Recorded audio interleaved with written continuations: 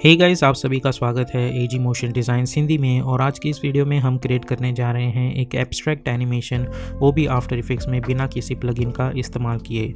और अगर आपको मोशन ग्राफिक्स से रिलेटेड और भी सारी चीज़ें सीखना पसंद है तो आप मेरी यूडेमी कोर्सेज भी ज्वाइन कर सकते हैं, लिंक मैंने डिस्क्रिप्शन में दे दिया है। और अगर आप इस चैनल पर नए हो तो इस चैनल को सब्सक्राइब कर दीजिएगा और बेल आइकॉन पर भी क्लिक कर दीजिएगा। तो बिना वक्त ज़ाय किए चलिए स्टार्ट करते हैं।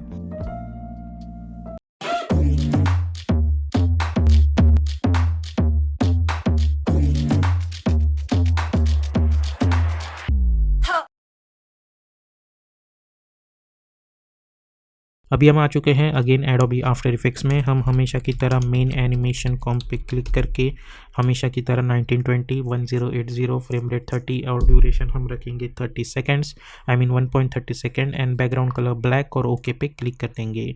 उसके बाद choose grade and guide option और टाइटल सेफ एक्शन। उसके बाद कंट्रोल एन प्रेस करके हम इसे नाम दे देंगे लीफ, और इसकी जो विड्थ है मैं रखूँगा 200 और हाइट भी 200। ओके। उसके बाद मैं एक अपना इलिप्स टूल सिलेक्ट करूँगा और इसकी जो स्ट्रोक है वो मैं हटा देता हूँ, और फिल मैं वाइट कलर चूज़ कर दूँगा और डबल क्लिक करके मैं एक इलिप्स बना दूँगा। उसके बाद इसके एस फॉर स्केलिंग ऑप्शन और स्केल यहाँ पे रख के रख दो, या फिर सबसे पहले इसे सिलेक्ट करो, वाई प्रेस करो ताकि पेन बिहाइंड टूल सिलेक्ट हो जाए, और स्नैपिंग टूल इनेबल कर दो और इसे यहाँ पे लेके आओ। उसके बाद इसकी जो स्केल है वो कर दो 90। उसके बाद स्केल को अननिंग कर दो और इसकी स्केल वैल्यू जो है वो यहाँ से घटा दो कुछ इस तरीके से। ओके, तो हमें कुछ इस तरीके की चीज़ मिल जाएगी। अब इसे सिलेक्ट करो, जाओ इफेक्ट एंड प्रीसेट्स पैनल में, और यहाँ पे हम इफेक्ट अप्लाई करेंगे रैम्प इफेक्ट, जो कि होगा हमारा ग्रेडियंट रैम्प। डबल क्लिक करके हम इसे अप्लाई कर देंगे। एक पॉइंट एंकर पॉइंट हम यहाँ पे ला के रख देंगे और एक एंकर पॉइंट यहाँ पे ला के रख देंगे, और इन्हीं जो सेंटर का पार्ट है उसे हम कर देंगे टोटली ब्लैक, और जो आउटर पोर्शन है उसे हम कर देंगे तो हल्का सा ग्रेइश कलर, और ओके पे क्लिक कर देंगे। तो ये तो हो गया हमारा लीफ। अब कंट्रोल एन प्रेस करके मैं विड्थ रखूँगा इसकी 500 और 500, और इसे नाम दे देंगे फ्लावर कुछ इस तरीके से, और ओके पे क्लिक करेंगे। उसके बाद कंट्रोल 0 प्रेस करके ये जो लीफ है इसे मैं यहाँ पे ला के रख दूँगा।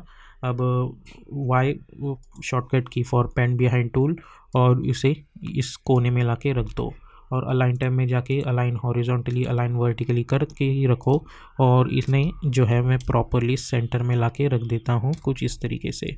उसके बाद F4 प्रेस करके इस लेयर को 3D में कन्वर्ट कर दो।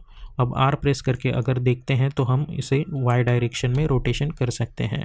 तो अब मैं जाऊंगा यहाँ से टॉप व्यू में, और हमें एक फ्लावर का स्ट्रक्चर चाहिए तो अल्ट होल्ड करके Y रोटेशन पे क्लिक कर देंगे।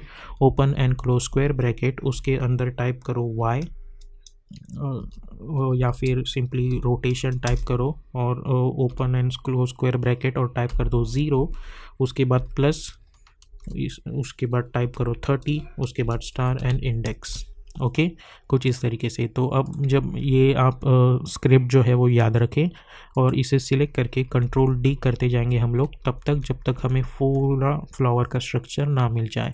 और जब मैं इसे एक्टिव कैमरा के थ्रू देखता हूँ तो मुझे कुछ इस तरीके की चीज़ मिल रही होगी। अब अगर आप चाहें तो इस फ्लावर के अंदर जा सकते हैं। इस फ्लावर को सिलेक्ट करके इफेक्ट एंड प्रीसेट्स पैनल में जाके आप एक इफेक्ट अप्लाई कर सकते हैं जिसे बोलते हैं टर्बुलेंस डिस्प्लेस। तो आप देख सकते हैं इस फ्लावर का स्ट्रक्चर कैसा हो चुका है। उसके बाद अगर मैं अल्ट क्लिक करके इवोल्यूशन टैब में एक स्क्रिप्ट अप्लाई कर देता हूँ जिसका नाम है टाइम स्टार, और उसके बाद हम जो भी वैल्यू ऐड करेंगे वो होगी इसकी स्पीड। तो अगर मैं 60 रख देता हूँ, 60 रख देता हूँ इसे, तो आप देख सकते हैं हमें एक हल्का सा एनिमेशन यहाँ पे देखने को मिल रहा है। तो अगर जब मैं फ्लावर में देखूँगा तो मुझे ये चीज़ यहाँ पे भी मिल जाएगी। और अगर आप चाहते हैं कि इसमें एक अल्टरनेशन होना चाहिए ताकि सारे के सारे एक साथ ही एनिमेट ना हो, तो आप एक काम कर सकते हैं, आप पेज डाउन बटन 2 बार दबा के हल्का सा आगे जा सकते हैं, या फिर आप 10 फ्रेम्स पे जाइए, सभी को सिलेक्ट करें, alt close bracket, right click, key frame assistance, sequence layers, hit okay. उसके बाद इसकी जो वैल्यू है वो टोटली बढ़ा दीजिए एंड तक। ओके, और देखें कि इसकी लास्ट फ्रेम कहाँ पे है, यहाँ पे। तो यहाँ पे हम अल्ट ओपन स्क्वायर ब्रैकेट की मदद से सभी को इस तरीके से ट्रिम कर देंगे और स्टार्ट में जाके अगेन ओपन स्क्वायर ब्रैकेट की मदद से सभी को यहाँ पे लेके आएंगे। तो अब जब आप देखेंगे तो आप देख सकते हैं कि यहाँ पे इनके एनिमेशंस में एक अल्टरनेशन आ चुका है। ओके, और राइट क्लिक करके न्यू और एक नल ऑब्जेक्ट बना दीजिए और इसे कन्वर्ट कर दे 3D लेयर में। अब इन सभी लीव्स को सिलेक्ट करके इस नल ऑब्जेक्ट से पेरेंट कर दो।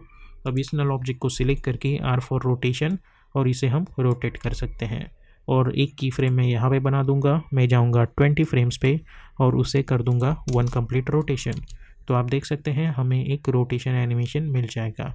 और अगर आप चाहें तो अल्ट क्लिक करके यहाँ पे स्टॉप वॉच लगा के इसे लूप आउट एक्सप्रेशन भी दे सकते हैं। ओके, ताकि ये बाद में फिर से आ जाए। उसके बाद हम जाएंगे मेन एनिमेशन कॉम्प में, कंट्रोल 0 प्रेस करके मैं कंट्रोल के प्रेस करूँगा, मेन एनिमेशन में कंट्रोल के प्रेस करो और इसकी जो बैकग्राउंड है वो मैं करंटली वाइट रख दूँगा। और ये जो हमारा फ्लावर है उसे यहाँ पे ला के रख दो।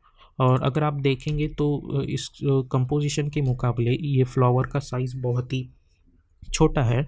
तो हम ये जो नल ऑब्जेक्ट है एस प्रेस करके इसकी जो स्केल है वो कुछ इस तरीके से भी बढ़ा सकते हैं ताकि यहाँ पे वो भी बड़ा दिखे। उसके बाद एस फॉर स्केलिंग, और इसे स्केल थोड़ा यहाँ पे रख दो।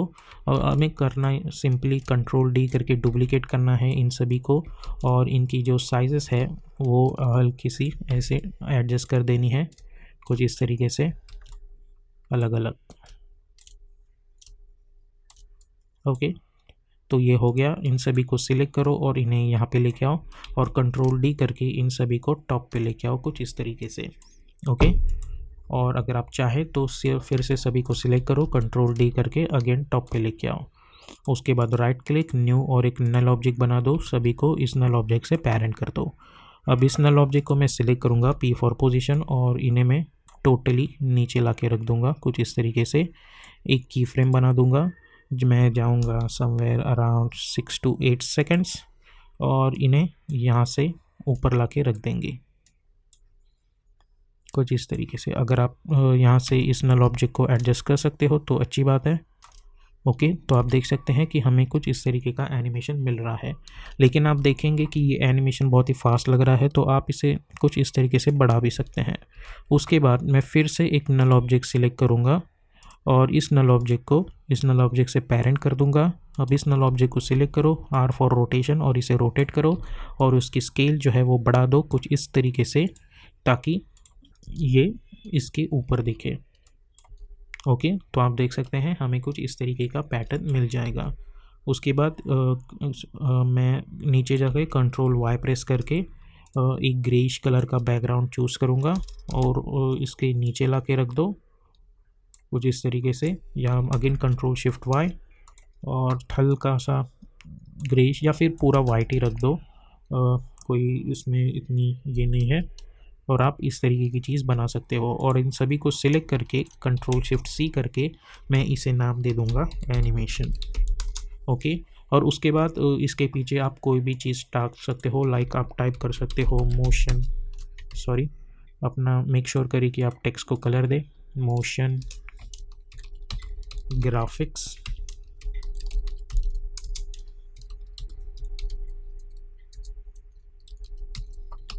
ओके, इस टेक्स्ट को हम एडजस्ट कर देंगे थोड़ा।